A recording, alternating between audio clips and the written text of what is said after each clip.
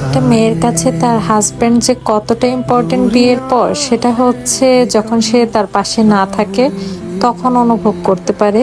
কিছুদিন আগে একটা জরুরি কাজে আমি ঢাকা থেকে একাই চলে গিয়েছিলাম আমার শ্বশুর বাড়িতে আমার নিজের একটা ইম্পর্টেন্ট কাজের কারণে।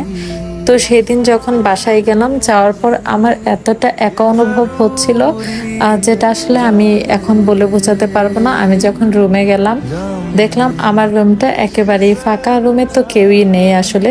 আর যেহেতু আমার শ্বশুর বাড়িতে শুধু শ্বশুর শাশুড়ি দুজনেই থাকে, আর তো কেউ নেই। বাট প্রত্যেকবার যখন যায় তখন তো আমার হাজবেন্ডও আমার সাথে যায়। আমার যখন যেটা প্রয়োজন, আমার ছোট ছোট সকল আবদারে সে আসলে মনে রাখে। তো সেদিন হচ্ছে যেহেতু আমি না জানিয়ে গিয়েছি, হুট করেই চলে গিয়েছিলাম। আমি সেদিন আসলে থাকার উদ্দেশ্যে যাইনি, জাস্ট কাজটা শেষ করেই চলে আসব। তো সেজন্য জানানো হয়নি। যাওয়ার পর এত ক্লান্ত বোধ হচ্ছিল, আর তার কথা আমার অনেক বেশি মনে পড়ছিল। বিয়ের আগে কিন্তু মা চাচিদের কাছে স্বভাবতই অনেকেই শুনতে পাও এরকম কথা, বাট তখন ফিল না হলেও বিয়ের পর কিন্তু এটা আসলে অনুভব করা যায়।